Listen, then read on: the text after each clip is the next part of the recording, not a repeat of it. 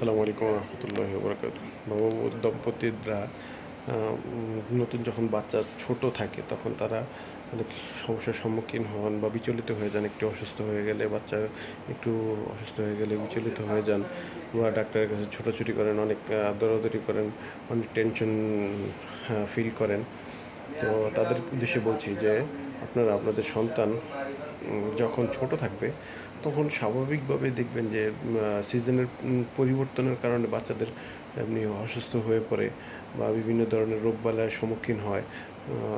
তো এই দেখা গেছে স্বাভাবিকভাবে যে সমস্ত ওষুধগুলো আছে, যেমন জ্বর হলে নাপা বা এইস ওষুধ খাওয়ানো হয় বা বমি হলে অমিডন খাওয়ানো হয়, স্বাভাবিক যে সমস্ত ওষুধ, এগুলো প্রাথমিক চিকিৎসায় ডাক্তাররা বলেই দেন যে এগুলো প্রাথমিকভাবে করার জন্য। তারপর যদি আপনার দেখা গেছে যে বাচ্চা খেতে চায় না বা যে কোনো খাবারই খাওয়াতে পারছেন না, তখন অবশ্যই বিশেষজ্ঞ ডাক্তার দেখাতে হবে। আর ডাক্তার দেখানোর ক্ষেত্রেও মিডিয়াম পন্থা অবলম্বন করাটা সবচেয়ে ভালো। তো মিডিয়াম পন্থা অবলম্বন করা সবচেয়ে উত্তম। তো এত বেশি ডাক্তার দেখানোও ঠিক না, আর এত কম ডাক্তার দেখানো ঠিক না, আর মাতবরি করে ওষুধ খাওয়ানোও ঠিক না।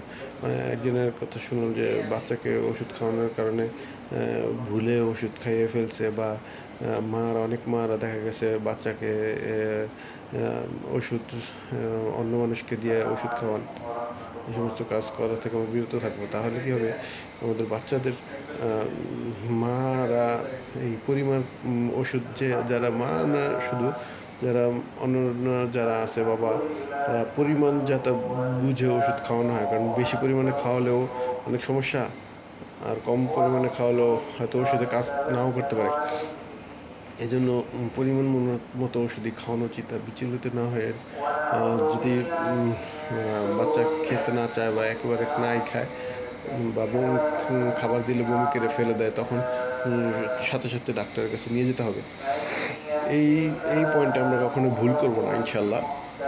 তাহলে কি হবে যে আমরা আশা করি বাচ্চাদেরকে আল্লাহ তাআলার রিস্ক থেকে আল্লাহর রহমতে রক্ষা করতে পারবো।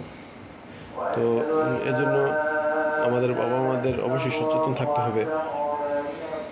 অনেক ফ্যামিলির বাবা অনেক সচেতন থাকে, মা একটু সচেতন থাকে না, আবার মা অনেক সচেতন থাকে, বাবা একটু সচেতন থাকে না, হেয়ালিপনা থাকে। তো সবারই মিডিয়াম পন্থা অবলম্বন করা উচিত।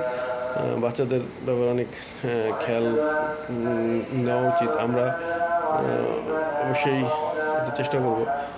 আল্লাহ তাআলা তৌফিক দান করেন। ভিডিওটি ভালো লাগলে লাইক, কমেন্ট, শেয়ার, সাবস্ক্রাইব করে আমাদের পাশে থাকবেন ইনশাআল্লাহ। আল্লাহ তাআলা আমাদের বাচ্চাদেরকে সুস্থতার সহিত বেড়ে ওঠার তৌফিক দান করেন। জাযাকাল্লাহু খাইরান ফিদ দারাইন।